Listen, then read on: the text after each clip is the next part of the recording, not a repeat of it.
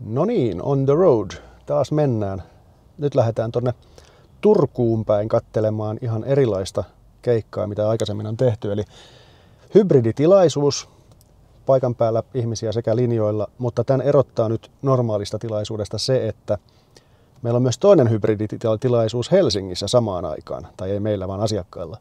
Ja me yhdistetään nämä kaksi paikkaa, Turku ja Helsinki, etäyhteydellä, ja luennoitsijat puhuu vuoron perään kahdesta eri paikasta. Ja tosiaan molemmissa paikoissa on sekä live-yleisö että etäyleisö, tai siis niin yleisöä paikan päällä sekä linjoilla. Katsotaan, miten tämä menee. Tämä on ihan uudenlainen systeemi. Teamsin kautta toteutetaan ja näissä on aina tämmöisissä Teams-hommissa on se, että pitää saada varmistaa, ettei äänet lähde kiertämään ja saliäänet kuuluu ja Teamsiin kuuluu ja siinä on monta asiaa mietittävänä, niin lähdetään katsomaan, miten tämä onnistuu. Ruskamaisemiin, kauniisiin syysmaisemiin ajelemaan ja kohti Turkua. Katsotaan, mitä tapahtuu.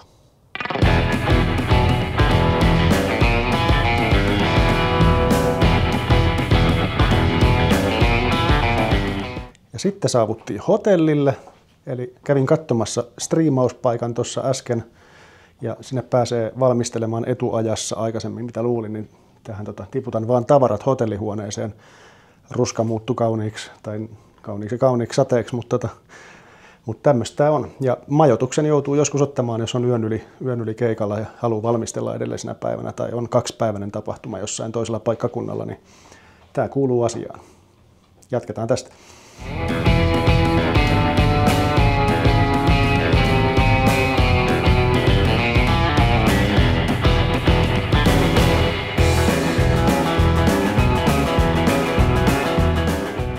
Ja sitten tapahtumapaikalla kaikki alkaa olla valmista.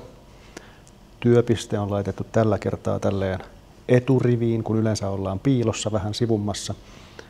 Ja tänään tehdään yhden kameran tuotantona, mutta sekin on etänä käänneltävä robottikamera, jossa on vielä tekoälytoiminnot, eli se seuraa kohdetta automaattisesti, jos puhuja. Jotkut tykkäävät luennoitsijat seilata lavalla edestakaisin, niin ei haittaa. Mutta tälleen äsken tehtiin äänitestit toisessa paikassa, eli Helsingissä. Kaikki toimi myös hyvin ja nyt odotellaan, että yleisöä alkaa tulee paikalle ja päästään tosi toimiin.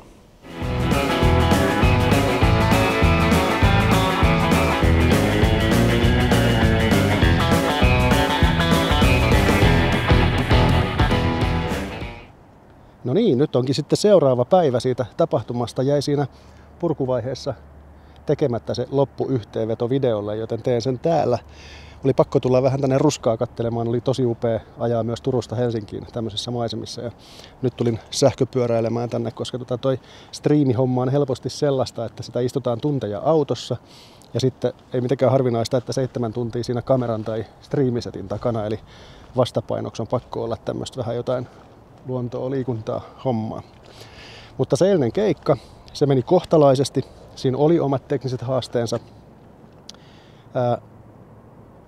Pääosin ne liittyi siihen, että siellä Helsingin päässä oli sellainen integroitu auditoriojärjestelmä, jota me jouduttiin käyttämään. Me ei pystytty käyttämään omia kameroita, omia äänilaitteita ja muuta, niin me oltiin niin kuin tavallaan niiden ehdoilla. Ja sitten kun sinne tulee joku ongelma, niin sitten sen kanssa eletään. Ja näin tällä kertaa kävi, mutta ei mitään katastrofaalista. Ja tänään kun käytiin sitten asiakkaan kanssa läpi nämä, mitä siinä tapahtui, se on yleensä tapana, koska jos jotain on, niin sitten käydään asiakkaan kanssa läpi ja niistä aina opitaan ja näin poispäin. Niin todettiin yhdessä, että vaikka kuinka hyvin valmistautuu, niin aina on mahdollista, että jotain tekniikan kanssa tulee ja